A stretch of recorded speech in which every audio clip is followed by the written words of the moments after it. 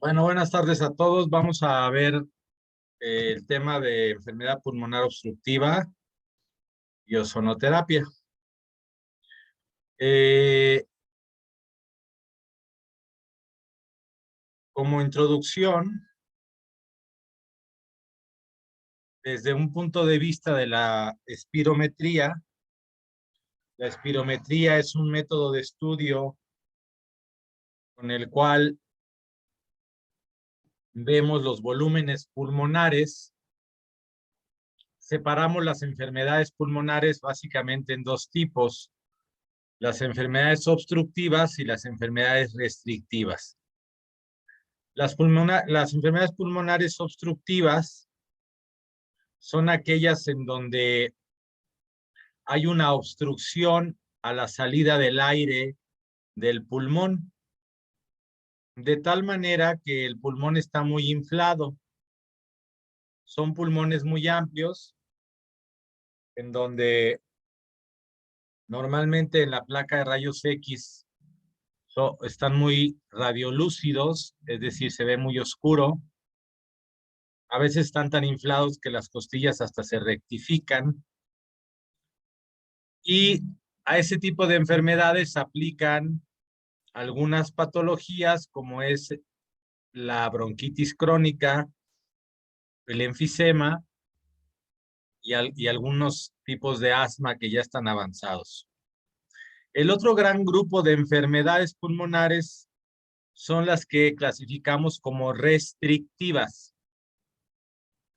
Y son lo contrario, normalmente son pulmones pequeños, son pulmones chiquitos, que están muy colapsados, están muy fibrosados y normalmente se relaciona a padecimientos como la tuberculosis o padecimientos que causan inflamación crónica del pulmón, como aquellos de personas que respiran carbón, sílice o que trabajan en industrias como la porcelana, la cerámica, etcétera, que van produciendo a través de lo que respiran respuestas inflamatorias que van haciendo que esa inflamación se convierta en fibrosis y en vez de tener un patrón de un pulmón grande, tienen un pulmón chiquito. Y desde luego, una poca capacidad para llenar ese pulmón. En ambos casos, el transporte de oxígeno se ve afectado entre el alveolo y la sangre. Pero vamos a revisar el día de hoy lo que denominamos EPOC o enfermedad pulmonar obstructiva crónica. La enfermedad pulmonar obstructiva crónica se caracteriza por la presencia de una alteración obstructiva en la ventilación y es progresiva conforme aumenta la enfermedad y no es totalmente reversible. Y se caracteriza por una disminución en el volumen expiratorio máximo del primer segundo. ¿Qué es esto? Cuando le ponen a una persona el espirómetro, ven cuánto aire le entró y cuánto se tarda ese aire en salir. Debería de salir a cierta velocidad en un segundo. Entonces, en estos pacientes se observa que la velocidad en la que sale el aire del pulmón está disminuida. Por eso, el volumen expiratorio máximo del primer segundo se ve disminuido en los pacientes que tienen un patrón obstructivo. Si tienen alguna duda o algo, deténganme, por favor. Okay.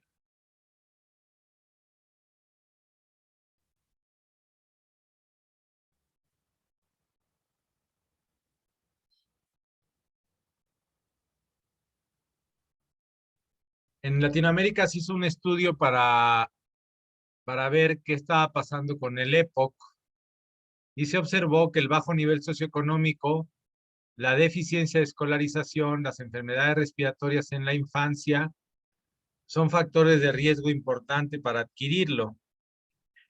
El tabaquismo es el factor más importante de riesgo que hay para desarrollar este padecimiento y es la primera causa de morbimortalidad evitable y prevenible en estos países.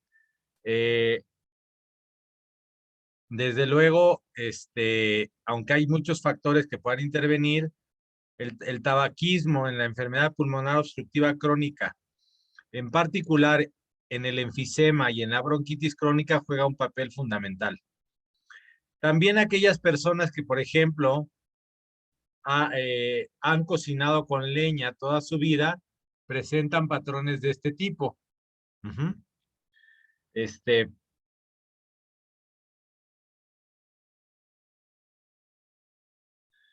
Se sabe que es la cuarta causa de muerte después de la cardiopatía, el cáncer y la enfermedad cerebrovascular, y tiene una prevalencia en Latinoamérica del 8 al 20%.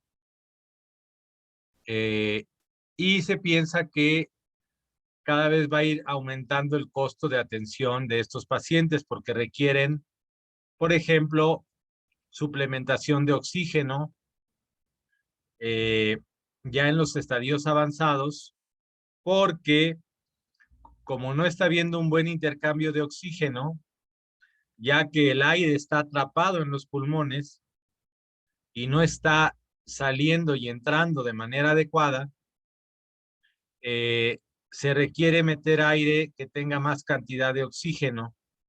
Y son estas personas que vemos en muchos casos postradas en sus sillones con su oxígeno, los vemos morados, etcétera, y ya son estadios avanzados de estos padecimientos.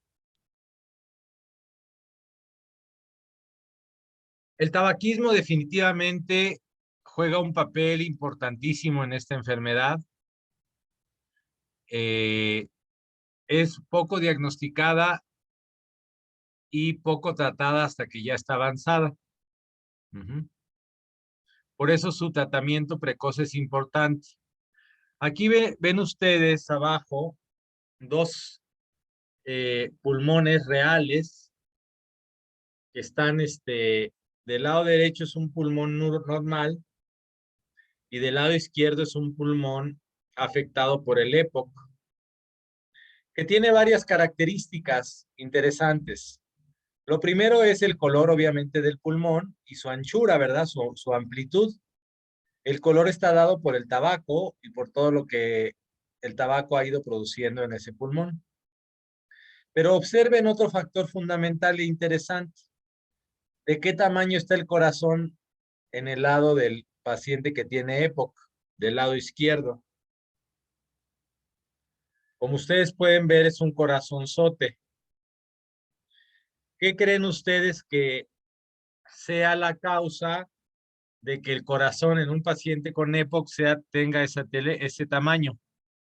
¿Quién me puede contestar? Porque su músculo necesita trabajar más, porque como no le está llegando tanto oxígeno, tiene que trabajar más, y como es un músculo va a crecer, como es como un conejo, como un femoral o algo así, empiezas a trabajarlo tanto y crece. Sí, sí, adelante. Sí, me imagino así, Doc. Sí, y además hay un tema bien interesante que sucede en la vasculatura pulmonar. Fíjense ustedes que cuando el pulmón detecta que hay poco oxígeno en sus vasos pequeños arteriales, se produce una vasoconstricción. Esa vasoconstricción va a ir aumentando la presión que existe en la arteria pulmonar. Al aumentar la presión en la arteria pulmonar, esto se va a reflejar en el ventrículo derecho, que va a hacer un sobreesfuerzo y va a empezar a causar esta hipertrofia de la cual comentabas, un esfuerzo muscular, y que finalmente se traduce también en una hipertrofia del ventrículo izquierdo. Entonces, estos pacientes con EPOC no solamente tienen afectado el tejido pulmonar, sino finalmente el corazón se va a ver afectado y también van a caer en insuficiencia cardíaca. Uh-huh. Como lo pueden ver bueno, no es un dibujo, es una cosa real anatómica, ¿no? Uh-huh. ¿Qué factores de riesgo hay? Pues ya les dijimos, principalmente el tabaquismo cubre lo más importante. También tenemos el uso de la leña, la combinación de ambos, Ajá. Y algunos factores ocupacionales, eh, por ejemplo, algunos que estén respirando de alguna manera eh, fuego que tiene mucho dióxido de carbono y todo esto, pueden tener este problema, ¿no? Ujú. Es más prevalente en varones, pero ya no tanto. En realidad, la mujer ya también fuma al igual que el varón y cada vez más tiene este problema. Y en el caso, por ejemplo, de la utilización de leña, se presenta en mayor medida en mujeres. Ujú.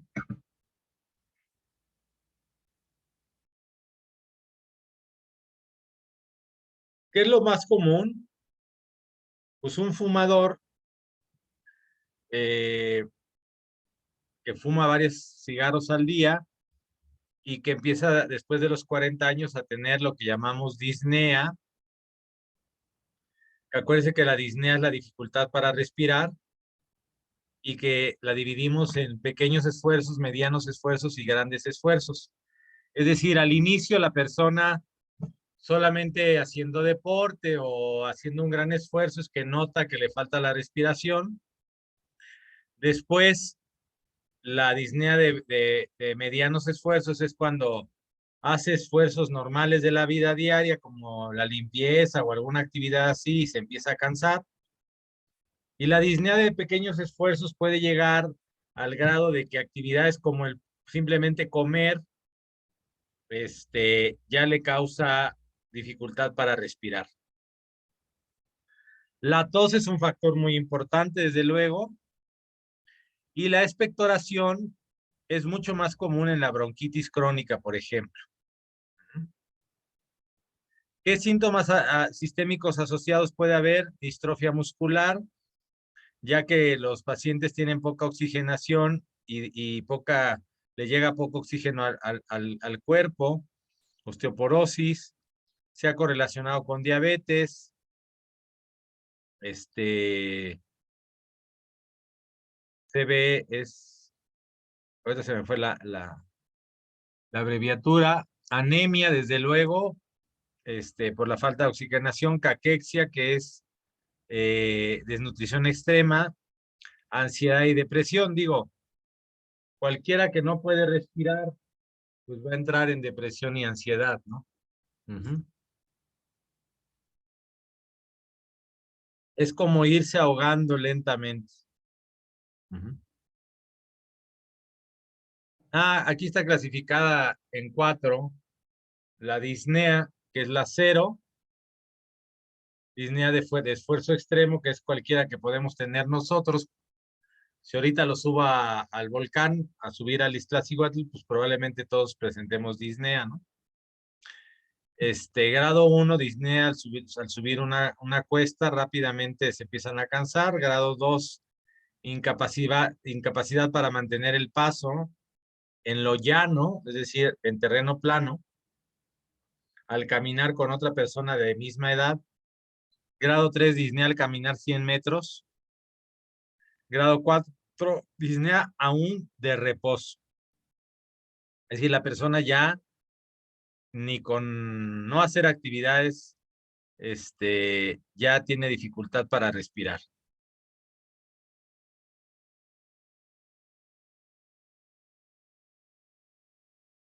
En la exploración física, el paciente desde luego va a presentar un tórax ampliado, les llamamos tórax en tonel. Son tórax amplios porque está muy dilatado todo el pulmón. La obstrucción que tienen al tema de la expiración les puede causar sibilancias. Uh-huh. Va a haber una disminución del murmullo vesicular, es decir, cuando les ponemos el estetoscopio y respiran, en vez de oír este pequeñito ruido, que yo lo digo como doblar una hoja de papel albanene, así como rozarla, va a estar disminuido. Uh-huh. En pacientes graves ya va a haber pérdida de peso y de masa muscular, va a haber cianosis central, es decir, en los dedos y en los labios y en la nariz. Pueden presentar edema periférico, sobre todo por la insuficiencia cardíaca, y signos de sobrecarga ventricular derecha que les decía. Que eso es inflamación de los pies, edema en los pies, que va aumentando durante el día, ¿sí? Y bueno, en su momento inclusive hasta algo de ascitis en el estómago, o sea, líquido en el estómago. Esos son datos de insuficiencia cardíaca derecha. Claro, la insuficiencia cardíaca también se acompaña de aumento de la frecuencia cardíaca y de agrandamiento del corazón, como ya lo vimos. Entonces, en las placas de rayos X simples vamos a observar un corazón aumentado de tamaño.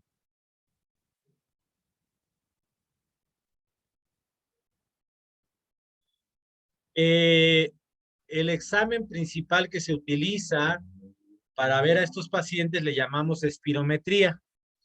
Y como ya les expliqué, es un aparato que se pone en el paciente, se le pone una mascarilla y se mide todos los flujos, toda la entrada del aire, los volúmenes y cuánto sale. Y de esa manera se calcula los volúmenes que hay en el pulmón, pero también la velocidad con las que cambian estos volúmenes del pulmón. Aquí en esta fotografía pueden ver ustedes a un paciente siendo pasado por un espirómetro.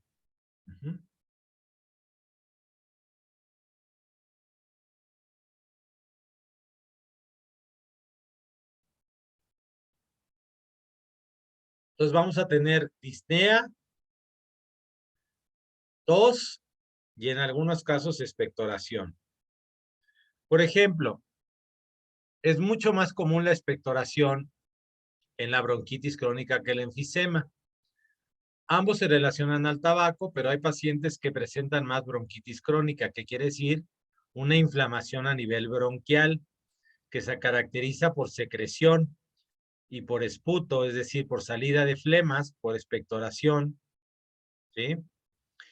Y en el caso del enfisema hay menos expectoración, pero hay más daño al tejido pulmonar, porque en el enfisema hay destrucción de los alveolos, que llega a verse como pequeños hoyitos en el pulmón que alcanzan a veces a confluir en ellos y formar una bula, es decir, un gran espacio lleno de gas, lleno de aire, que puede en un momento dado inclusive reventar hacia la pleura y generar un neumotórax. Y desde luego, en la historia clínica, estos pacientes van a presentar exposición a factores de riesgo, como el tabaquismo, como el cocinar con leña, etcétera.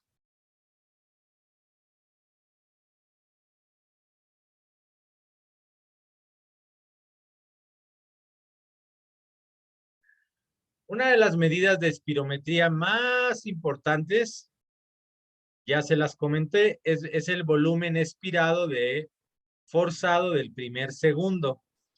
Es decir, yo le digo al paciente que haga una inspiración profunda y que saque rápidamente el aire. Y yo veo cuánto del aire que ingresó al pulmón sale y calculo entonces el porcentaje del aire que salió. A eso le llamamos volumen expiratorio forzado del primer segundo. Entonces vamos viendo que conforme va avanzando el padecimiento en gravedad, vamos viendo una disminución cada vez mayor de este volumen expiratorio. ¿Qué quiere decir esto? Que la obstrucción que tiene el pulmón va aumentando con el tiempo. ¿Vale? Y que llega un momento de ser muy grave, porque hay menos del 30%. Quiere decir que todo el aire que mete al pulmón se queda en el pulmón y ya no sale, y entonces ya no hay intercambio gaseoso entre el exterior y el interior del pulmón. Entonces ya no hay salida de CO2 suficiente y entrada de oxígeno al pulmón. Desde luego que estos pacientes, si yo les digo que empiezan a acumular más CO2 y menos oxígeno, no solamente existe lo que llamamos hipoxia, es decir, la disminución del oxígeno, sino la acumulación de CO2. ¿Alguien me puede decir qué pasa cuando hay demasiado CO2 en la sangre?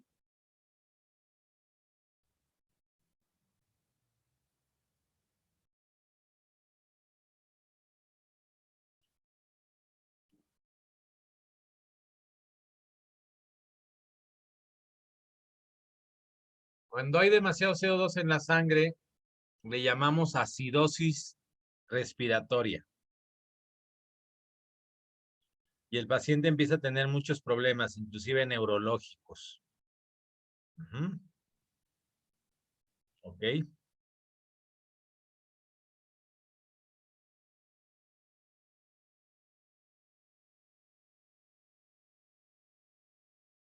El uso de la espirometría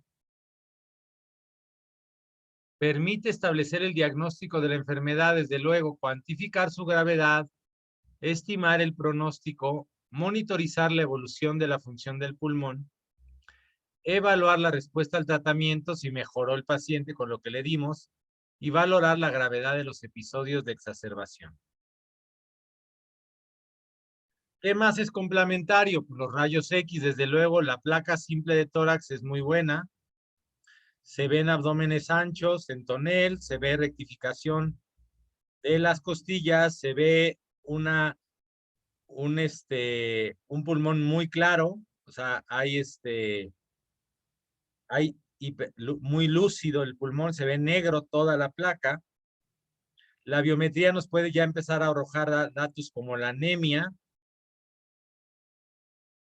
Hay mediciones de alfa-1 y antitripsina. Van a decir ustedes, ¿qué es eso? Bueno, la alfa-1 antitripsina es una enzima que favorece la destrucción del parénquima pulmonar en el enfisema. Aquellos pacientes que tienen muy alta la alfa-1 antitripsina desarrollan más enfisema que bronquitis pulmonar, hay más destrucción del pulmón. También puedes estudiar la expectoración para ver si está infectado además o sale el pulmón nada más, el moco sale manchado con manchitas de tabaco, etcétera. La gasometría arterial nos puede ayudar a ver los niveles de CO2 en sangre y de oxígeno. El electrocardiograma nos puede ayudar a ver el tamaño del corazón. El test de marcha nos va a ayudar a ver la disnea. Los volúmenes pulmonares con la espirometría, pues ya nos van a ayudar en el diagnóstico. Y también la espirometría nos va a ayudar a ver la difusión del monóxido de carbono. Es decir, cuánto monóxido entra y sale, etcétera. Igual que la gasometría, que nos va a ayudar a medir gases en sangre.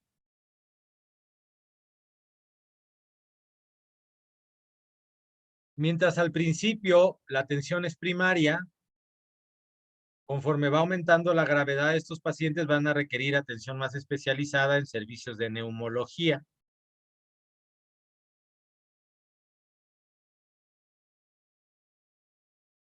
¿Cuál es la intervención? Pues el diagnóstico inicial, la evaluación periódica, el tratamiento del tabaquismo es lo más importante, que es realmente un problema porque a veces la adicción al tabaco es muy severa. Quiero que sepan ustedes que una persona que fuma 2 cajetillas al día ya tiene una adicción física y puede inclusive caer en un síndrome de abstinencia, así como los alcohólicos.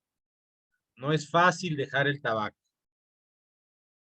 La presencia de cor pulmonale quiere decir, ¿qué es el cor pulmonale? La insuficiencia cardíaca causada por un problema pulmonar.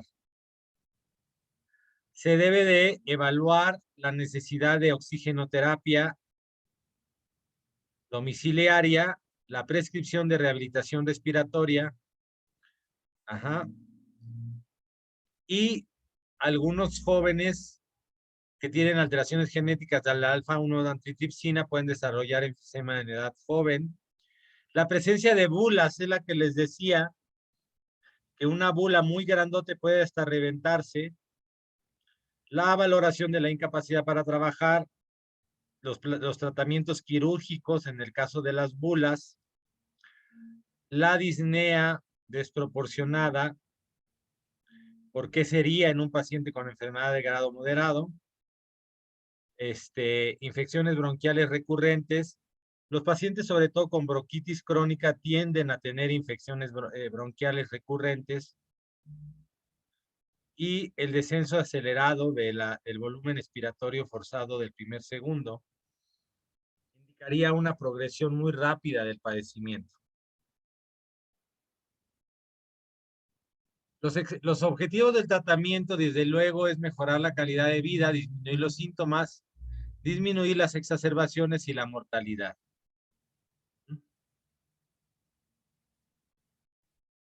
Definitivamente, todo se detendría si el paciente dejara de fumar y mejorara su actividad física. En este caso, está indicada la vacunación de enfermedades pulmonares como la influenza y este tipo de enfermedades, que en estos pacientes sí les pega con más fuerza.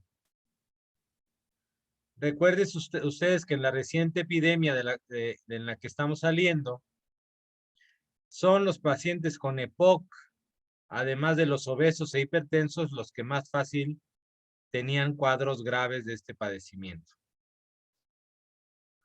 Después del tema de los hábitos, que sería lo más adecuado, lo que utilizan los neumólogos primero son broncodilatadores, solos o en combinación, como el salbutamol, por ejemplo, o como el uso de esteroides por vía oral. Y, desde luego, la rehabilitación pulmonar, que es muy importante. Los rehabilitadores también conocen sobre rehabilitación pulmonar. Luego, el uso de teofilina, que es una sustancia que se utiliza normalmente por vía intravenosa para broncodilatar. Y finalmente el oxígeno domiciliario, porque estos pacientes ya en estado grave o muy grave requieren tener con todo el tiempo el tanque de oxígeno o el concentrador de oxígeno pegados a ellos. Y en algunos casos, en el caso, por ejemplo, de bulas muy grandes, la necesidad de hacer cirugía y a veces hacer una resección de una parte del pulmón.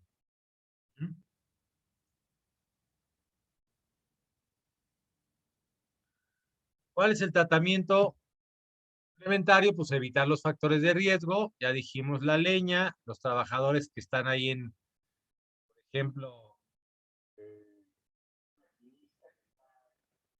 y a un ferrocarril, el tabaco, el quemar madera, etcétera. La reducción de contaminantes en espacios cerrados, la vacunación antineumococo y otras.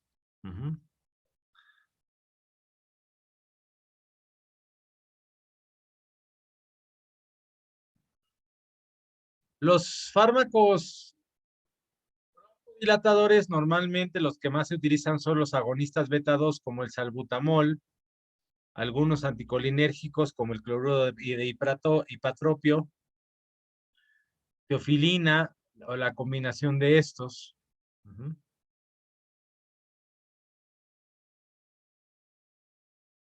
Tenemos pues una familia grande de beta 2 agonistas.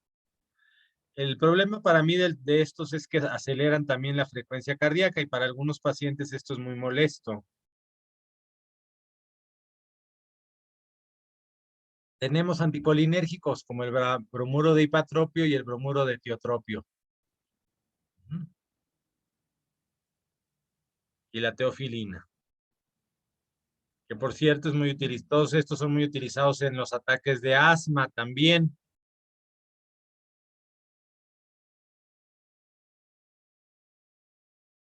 Se pueden utilizar de acción corta y se pueden ya indicar para toda la vida, digamos, para todo el tiempo, estarlos utilizando en estos pacientes.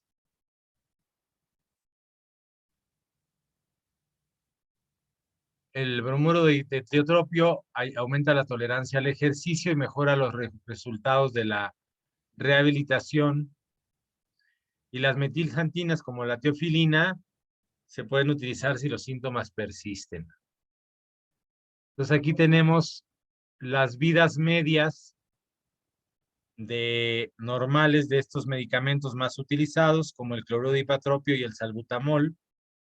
Como ustedes pueden ver, el salbutamol dura de 3 a 5 minutos su inicio, su duración de 3 a 6 horas, y su dosis es de 2 inhalaciones cada 6 a 8 horas.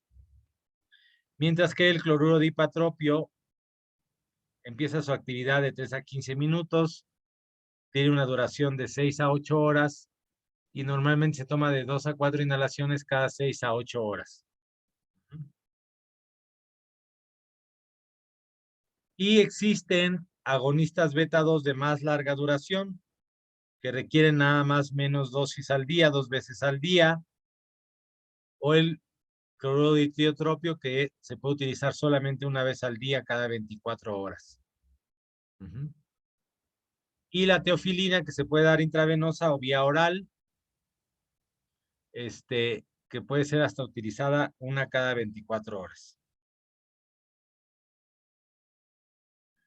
El uso de corticosteroides, pues desde luego van a ayudar porque son antiinflamatorios potentes, pero pues ya hemos hablado muchas veces de que también causan otros problemas, ¿no? Pero en algunos casos necesariamente se tienen que utilizar.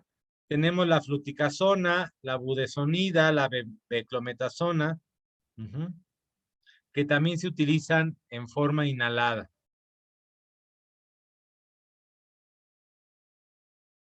Y finalmente, el oxígeno domiciliario, que debe de buscar mantener una presión parcial de oxígeno a nivel del mar igual a 55 milímetros de mercurio, o mantener una saturación de oxígeno mayor de 90.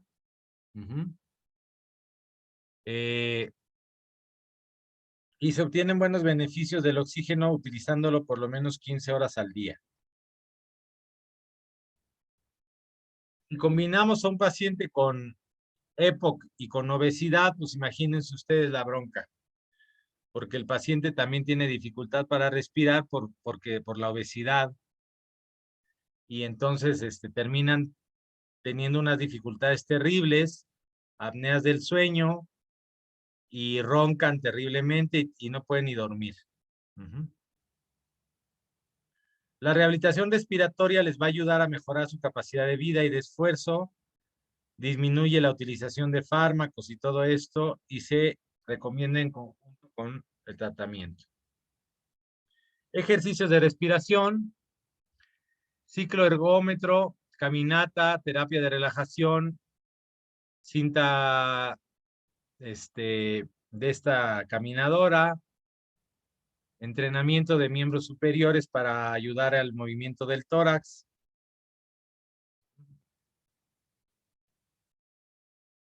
Y en un momento dado, la utilización de la cirugía para quitar las bulas, o ya en el extremo, la posibilidad de un trasplante pulmonar que ya existe, ¿no? Lo cual es muy complicado y muy complejo, y en muy pocos lugares se hace un trasplante completo de pulmón. Con las complicaciones, desde luego, que tienen cualquier trasplante, que es la posibilidad del rechazo del paciente al tejido de otro paciente, desde luego.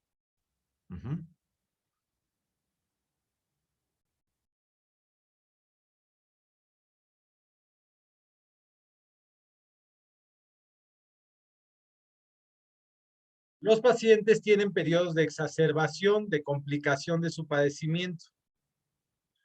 Por ejemplo, si se infectan, Si tienen una infección pulmonar concomitante, pues van a tener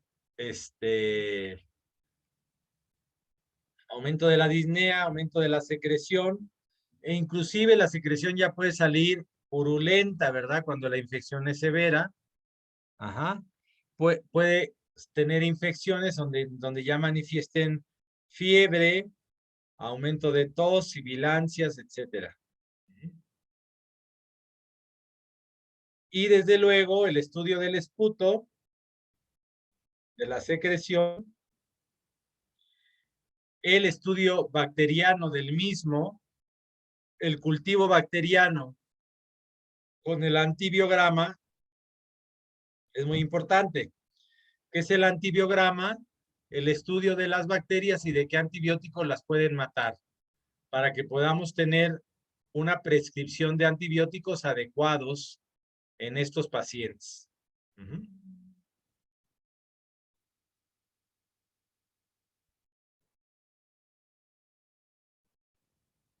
¿Cuál es el tratamiento de una exacerbación? Mantener el tratamiento habitual, mejorar el tratamiento por vía inhalatoria de acción corta, eh,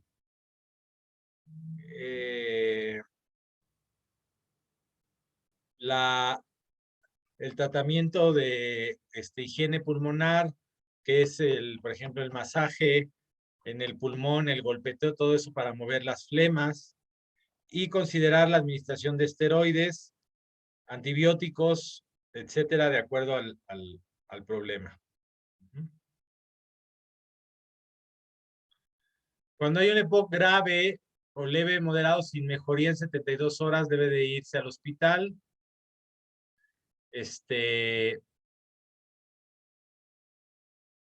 Con uso de nebulizador, que normalmente al nebulizador se le puede poner teofilina en el líquido, que le va a ayudar a que dilate más los bronquios.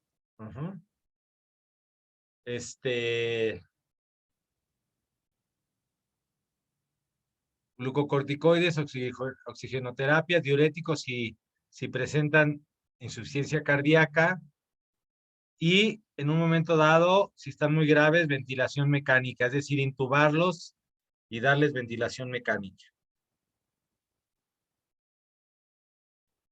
Hay diferentes tipos de bichos que van a atacar al pulmón. En la mayoría son bacterias,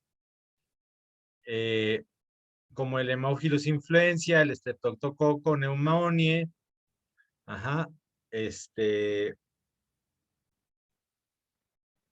algunas que pueden ser ya de otro tipo más graves, como anaerobios, Escherichia coli o la pseudomona, que es muy grave. La expectoración es verdosa en la pseudomona.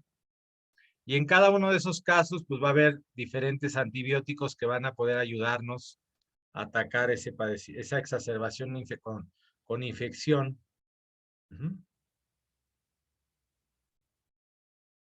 Bueno, ahí hay una página recomendada de este tipo de padecimientos.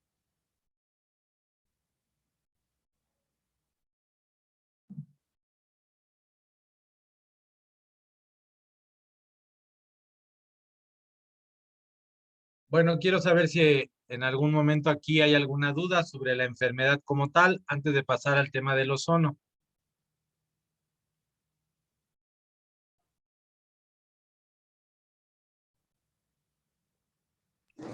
No, doc. Bueno.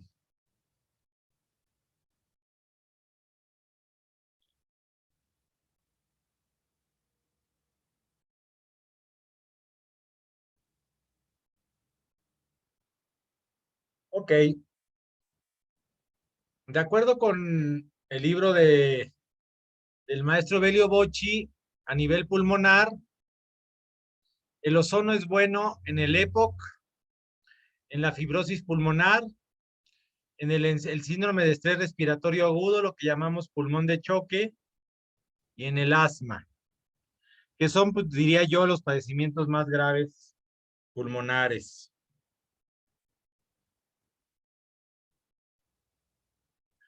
¿Qué es lo que hace el ozono en los problemas pulmonares? Desde luego, cualquiera puede intuir que va a mejorar la oxigenación sanguínea, mejora la liberación de oxígeno en los tejidos y produce el aumento de factores vasodilatadores, como el óxido nítrico que ya hemos platicado, libera endotelina 1 que ayuda también a la cicatrización y, muy importante, al producir mayor oxigenación y vasodilatación va a disminuir esta presión que yo les decía que aumenta en la vasculatura pulmonar, que va a conducir a que mejore la presión pulmonar de la arteria pulmonar del ventrículo derecho y va a disminuir la insuficiencia cardíaca. Además de la mejora en el sistema antioxidante, etcétera, etcétera, del ozono. Estimula el sistema inmune, lo que va a ayudar a la disminución de las exacerbaciones infecciosas de los pacientes con EPOC. Y va a mejorar la senestesia debido a la estimulación neuroendocrina. ¿Qué es la senestesia? La capacidad de sentir el cuerpo que se ve disminuida en los pacientes que tienen poco oxígeno a nivel cerebral. La senestesia es la capacidad de percibir nuestros movimientos, nuestro estado de posición en el cuerpo y sentir toda la corporalidad que está disminuida en estos pacientes. Fisiopatología de la lesión pulmonar, alteraciones de la función de barrera del tracto respiratorio. Ya dijimos que hay una alteración en el transporte de oxígeno de un lado a otro. Hay inflamación en respuesta al humo de tabaco, por ejemplo, activación inmunitaria. Hay un estrés oxidativo crónico. Hay un incremento de radicales libres y de isoprostanos que producen vasoconstricción e incremento en el aumento de citoquinas proinflamatorias como la interleucina 1 o el factor de necrosis tumoral alfa. Todo esto está detrás de este problema de enfermedad pulmonar obstructiva crónica. Los isoprostanos ya les había platicado en algún otro tema, que son prostaglandinas que después de haber sido deformadas por los radicales libres, en vez de cumplir su función adecuada, lo que van a provocar es vasoconstricción, que a nivel pulmonar es muy grave y a nivel coronario también, porque van a incrementar el aumento de la presión a nivel del corazón, causando insuficiencia cardíaca, van a causar disminución de la irrigación del corazón, lo que puede conducir a un infarto, ¿sí? Y básicamente son causadas por el aumento de estrés oxidativo que hay en estos pacientes.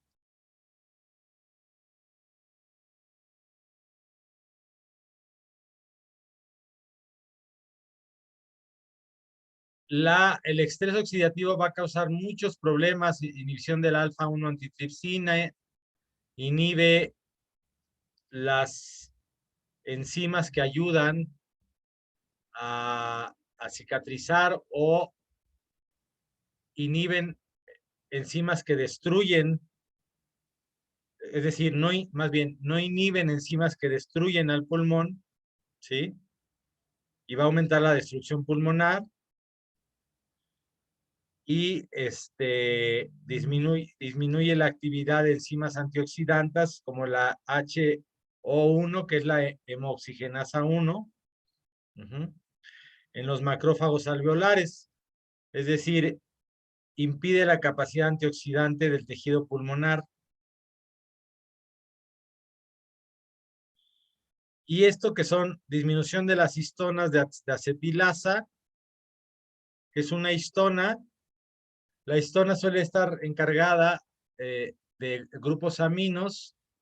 Estas cargas afianzan la interacción con las cargas negativas de fosfato. Miren, las histonas, para que me las entiendan rápidamente, son, hagan de cuenta, unos carretes en donde se enreda el DNA y se mantiene así enredado.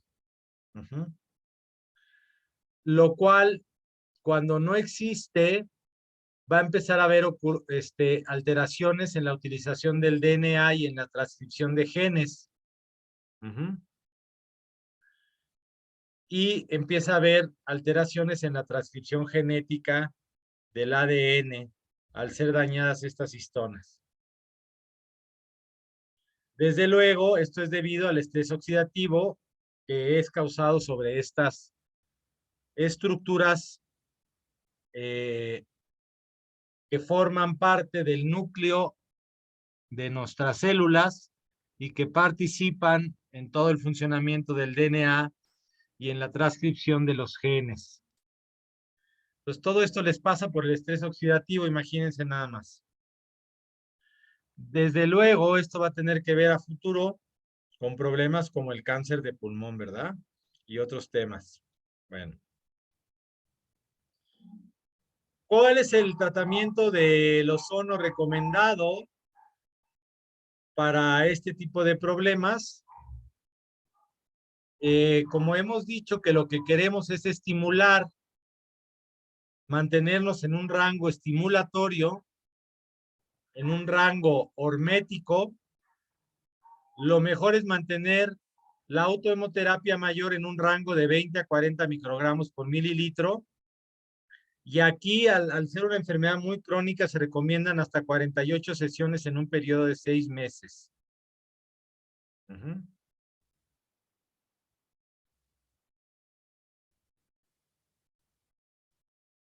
Esto va a estimular todo lo que ya sabemos, incluyendo la expresión de enzimas antioxidantes como la hemooxigenasa 1, ¿no?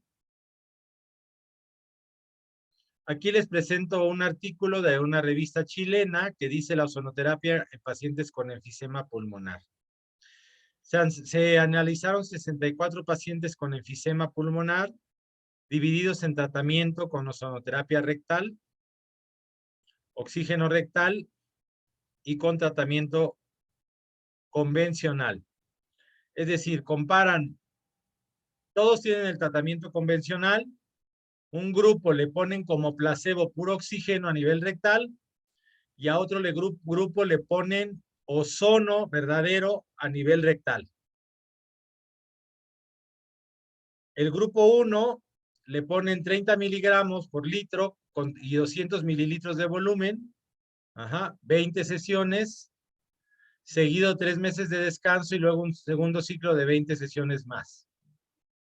El grupo 2, y se les mide el volumen expiratorio forzado del primer segundo, que ya les expliqué que es muy importante como medición de un valor obstructivo a nivel pulmonar y que debe de ser superior al 75%, pero que en estos pacientes está disminuido.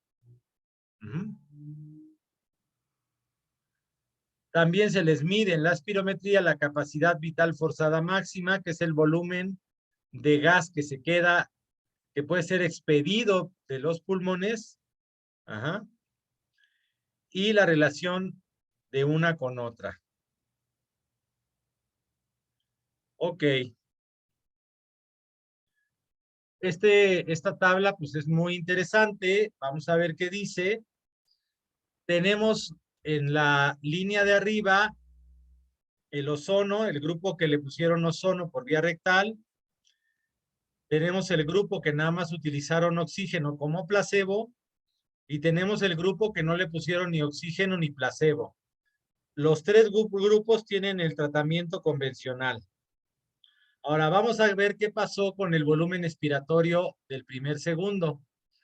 Si ustedes observan en el grupo de ozono, que arrancó con un 51%, subió a 59%, el grupo de oxígeno partió de 58.2, solamente subió a 59, y el de control de 59 no salió. Y existe, aquí tenemos una P que marca que la diferencia entre el inicio y el final del tratamiento fue estadísticamente significativa.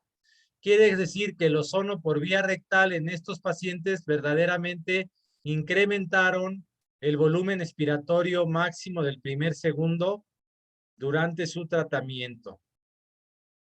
¿Qué quiere decir esto? Que tuvo un efecto positivo en la expiración, en el intercambio de oxígeno a nivel pulmonar en los pacientes con EPOC. Lo mismo sucedió en la relación de esta variable con el volumen expiratorio máximo, donde también fue significativo en el grupo de ozono.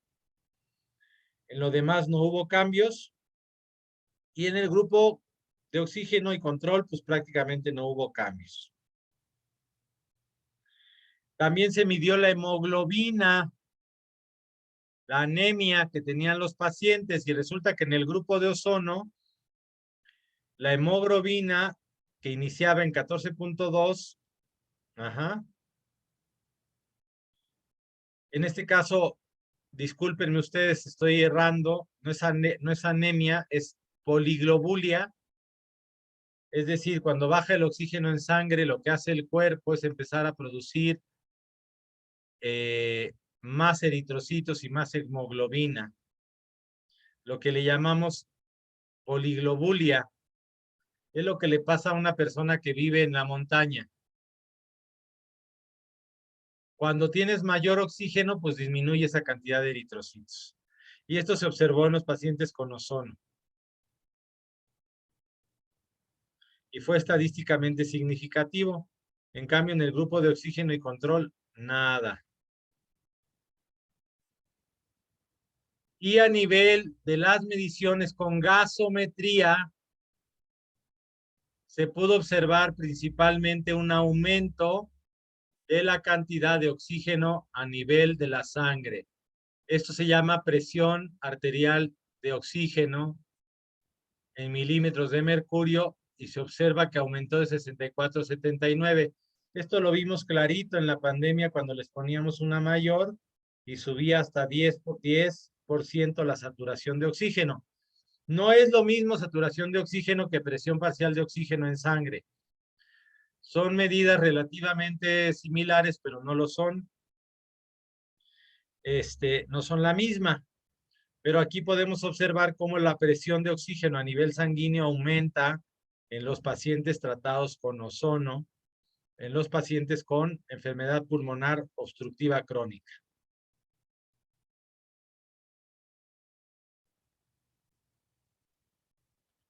Entonces, como pueden observar, el ozono claramente es un factor coadyuvante desde muchos aspectos en la enfermedad pulmonar obstructiva crónica, aumentando la presión de oxígeno en sangre, disminuyendo la broncodilatación, porque si no, no hubiera el aumento en el porcentaje de fracción de expulsión de volumen en el primer segundo.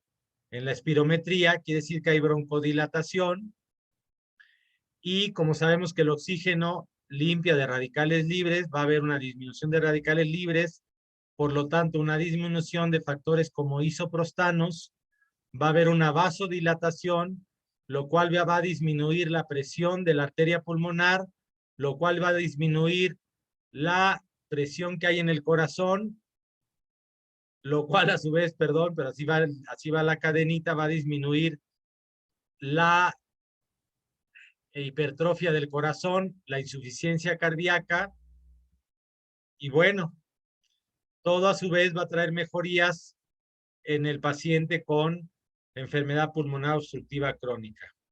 Ahora la pregunta sería, ¿vamos a curar el ozono con el ozono esta enfermedad?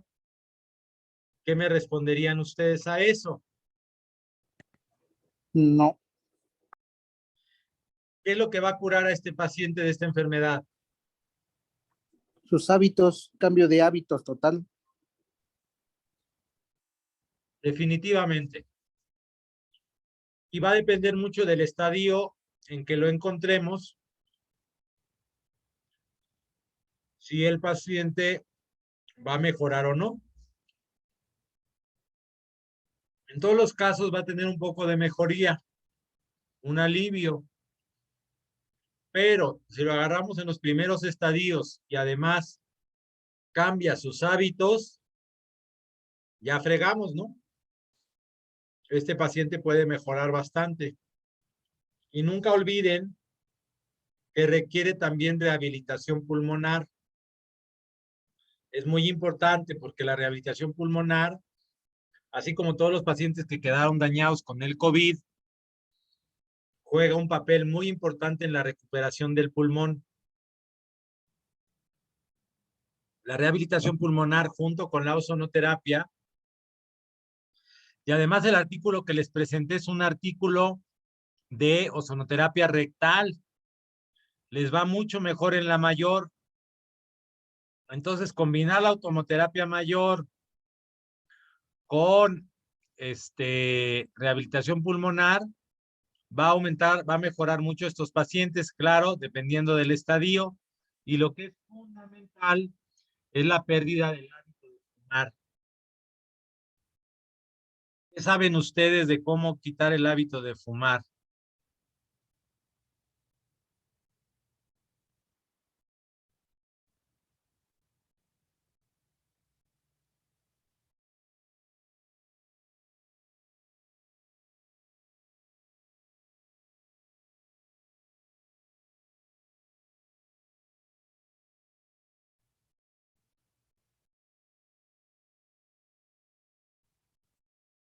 ¿No?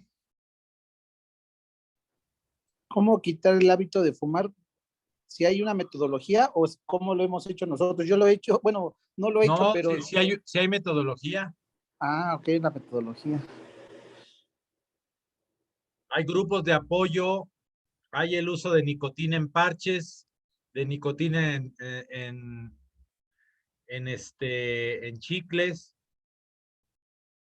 En los hospitales de neumología, igual así como los alcohólicos anónimos, hay grupos de apoyo porque los que fuman exageradamente tienen altos niveles de ansiedad que se quitan con el cigarro.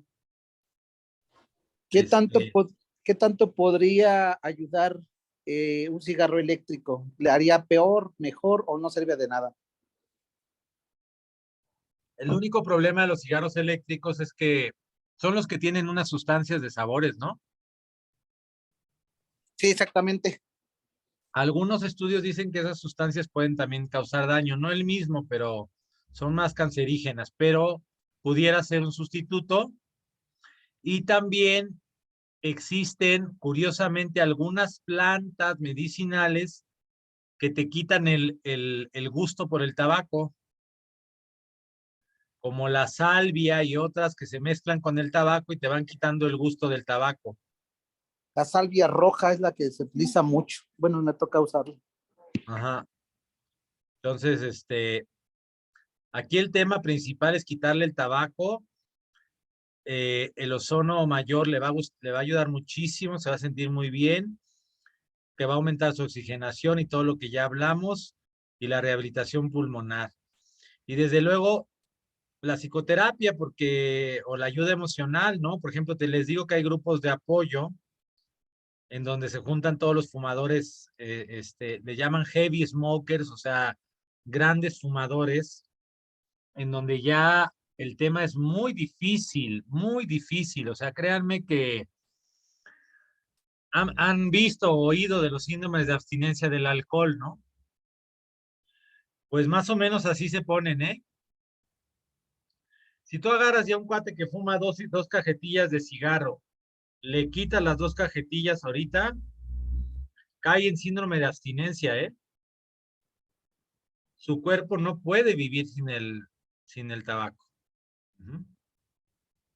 Es muy fuerte.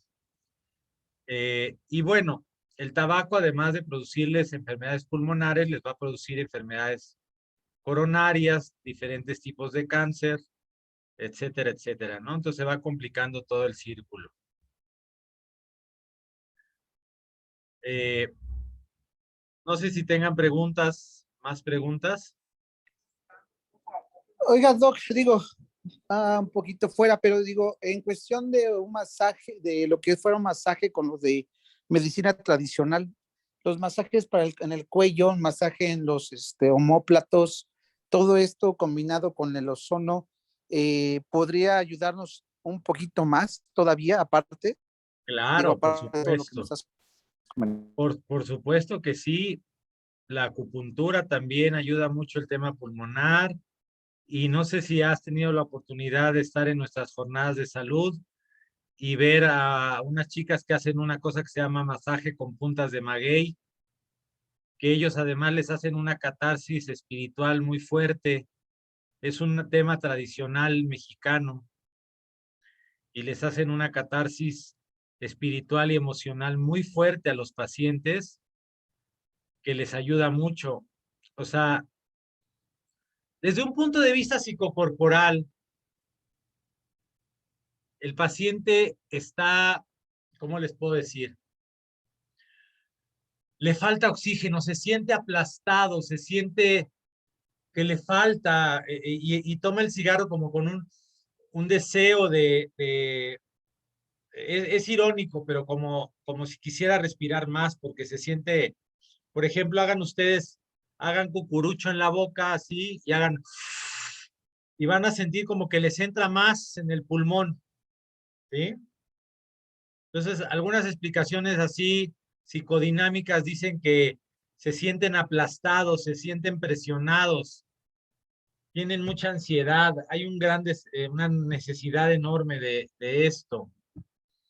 Entonces, el abordaje emocional espiritual es muy importante para estos pacientes, para que dejen el hábito del tabaco tan intenso que tienen. Tiene mucho que ver con la sensación de opresión, ¿sí? Y la ansiedad. Y es muy difícil de quitarlos. Olivia, ¿vas a decir algo? Vi que quitaste tu micrófono,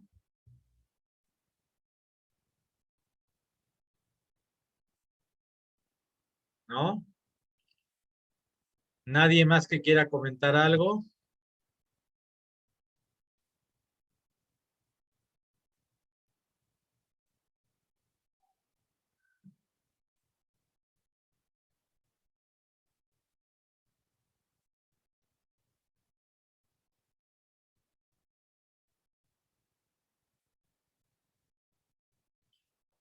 Bueno, bueno, pues una disculpa a las compañeras que están presencial. Hoy estaba un poquito indispuesto para estar.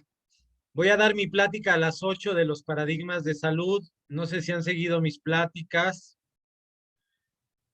Ya